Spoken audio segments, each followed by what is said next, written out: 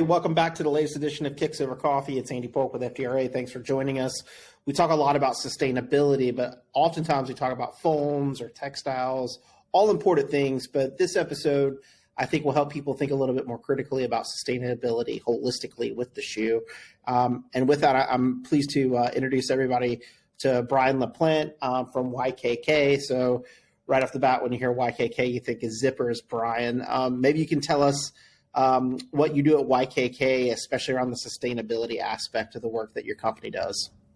Sure. So I'm a senior manager of sustainability for the global marketing group. And so my job is primarily to help us plot our sustainability strategy, our product development for more sustainable products, and then also communicate it out to the larger audience.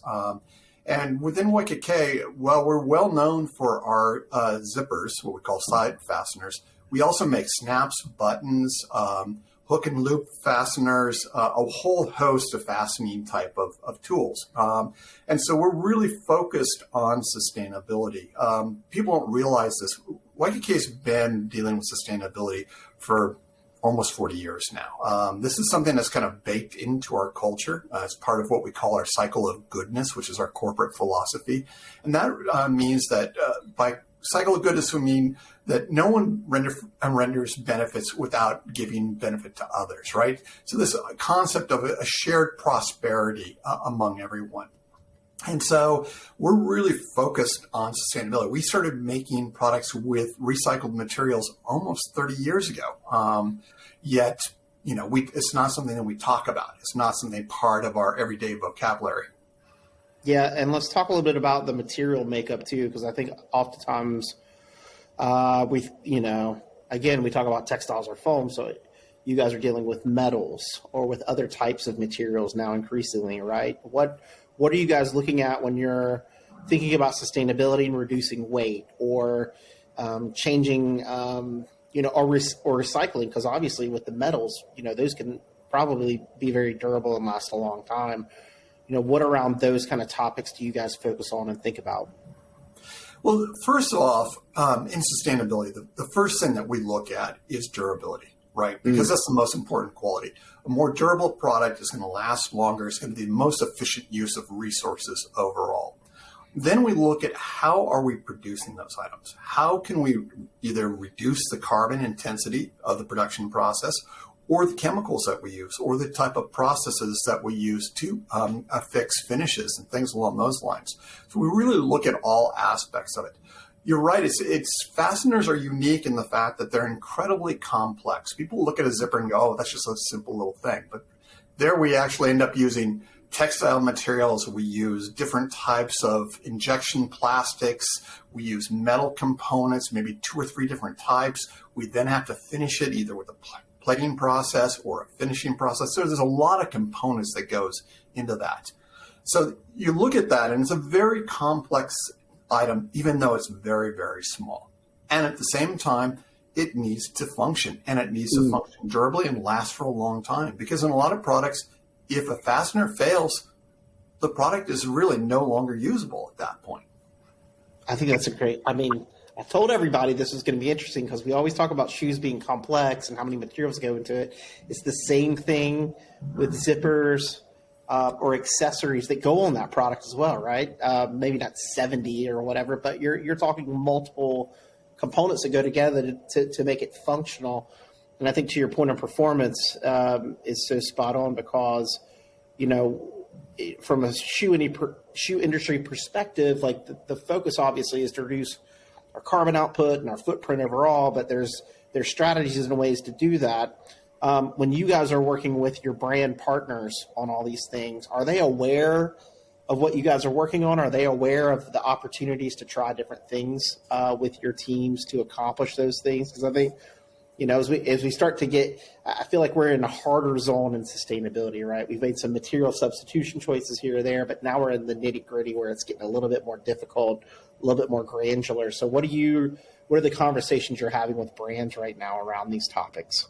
Yeah, it really depends. It runs the whole gamut, right? Because we have brand partners who are very focused on this topic, right? And we have very detailed conversations around all these topics.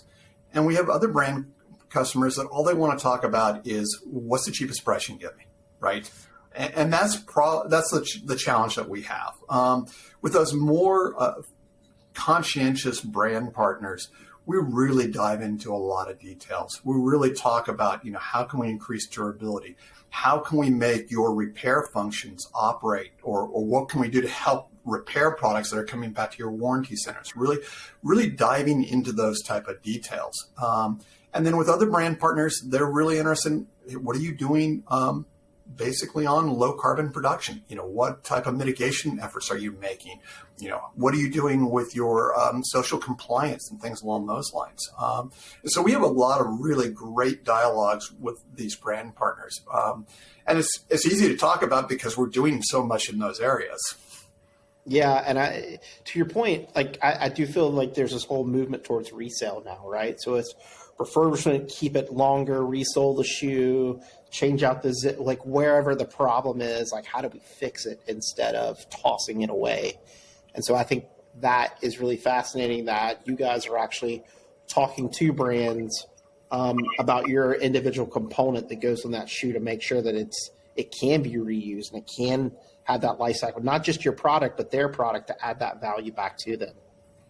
Exactly. And we're looking at all the different components that make that up. So, for example, one of the things that we just did is we introduced a new product called TouchLink, which allows brands to go ahead and have a digital product passport on their products, right? So that helps aid that whole new emerging market of resale. It also helps product end of life also, too, because now when the product reaches the end of its life and it ends up at a recycling center, that recycler can go ahead and scan that zipper with a standard cell phone and be able to go ahead and tell, oh, this is a polyester item or this is this type of item. It needs to go in this stream or that stream, right? So it really helps facilitate that end of life. So we're working on a bunch of different technologies because it's not going to be one silver bullet, right? It's going to be a multiple of things. Yeah, I think that's really cool because we see in Europe, they're passing laws around digital passports.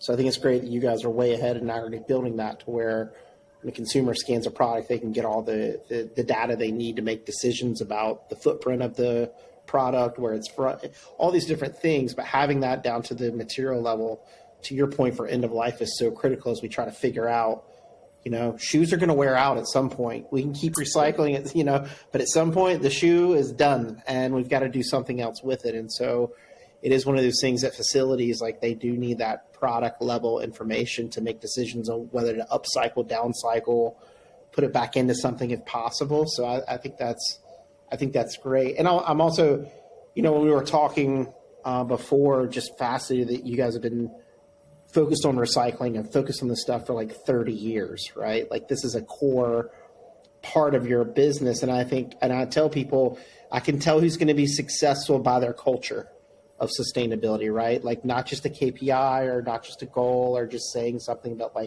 actually living it. And for 30 years, you guys have been doing that.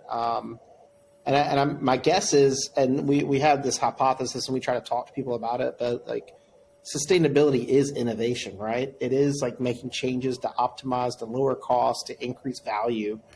And I think increasingly, that's basically what you're saying is how do we get better at making zippers and accessories to help folks and add more value? Yeah, in our mind, you can't have innovation without it being sustainable. It's not innovative at that point in time, right? And so that's really baked into the core of our entire R&D ethos, is that as we develop new innovations, how are we making this product more durable?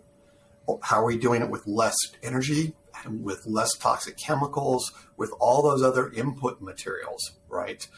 So that's really something that we're very, very focused on, and it's just part of the culture within the organization. Awesome. Well, Brian, before I let you go, this is a culture of coffee on this on our Kicks Over Coffee video series. What do you got going today? What you got? Well, today I'm drinking my standard Pete's coffee, of course, being located in San Francisco. How can you not?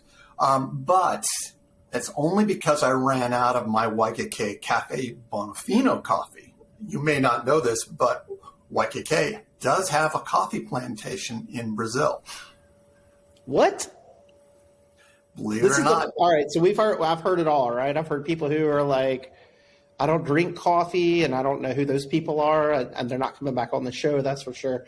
I've heard people who are very meticulous, and they want to do a pour over, or they want to do a French press, and they have all their. I've never heard someone come on and be like, "Yeah, we own a coffee plant." So tell me, why? Why does YKK own a coffee plantation? Well, this interestingly enough ties back to our whole culture of the cycle of goodness. So we have a production facility in Brazil, and the founder, when we set up that facility, recognized the need to have other type of business ventures to help support the society, and elected to go ahead and buy a coffee farm, coffee plantation, which we've been running now for 30 years. And that coffee plantation basically helps support the local community. And from that, we go ahead and harvest the beans and then sell the coffee in our coffee shops and to customers. That's crazy because we talk about from one of our conferences that one of the big takeaways at the end of the day was sometimes we work on sustainability. It can feel so heavy on our shoulders, right? Like we can't do enough. But there is some really good things we can do, and he called it handprints. Like we think about footprints a lot, but there's also handprints to make a difference and make society better and the environment better. And I think that's one of those things where it's like, it's not just about the product. It's like, what else can we do to actually have a handprint? So that's super cool. This is a first, Brian. You're the first one. I don't know if we'll ever have another person on that has a company who owns a coffee plantation, but kudos for that. Is the coffee good? The coffee's good, yeah? The coffee is good, yes. I'll next time I see you, I'll bring you some. Awesome. Well, Brian, thanks for joining us today again. Brian with YKK. And folks, I always tell you, I'll go back to it again, always talk to these folks doing your materials and supplying you, like ask them what they want to be engaged and figure out what your challenges are and how they can help add value to you. And if you're not asking Brian, what they're doing or how you can do something a little bit different, your sustainability is going to be lacking a little bit. So if you want to connect with Brian, just shoot me an email and I'm happy to connect you with him and have those conversations. But more and more, I think we do need to have those because, as Brian said, there's no silver bullet out there, but together, if we keep talking to each other and have these dialogues, we can find a better way forward. And maybe we'll find that way forward to YKK's coffee plantation, because that sounds like a great field trip. So, Brian, thanks again. Really appreciate you coming on today. Thanks for having me, Andy. Appreciate it. Awesome. Folks, as always, Kicks Over Coffee. Keep buying kicks. Keep drinking coffee. Until next time, have a great day.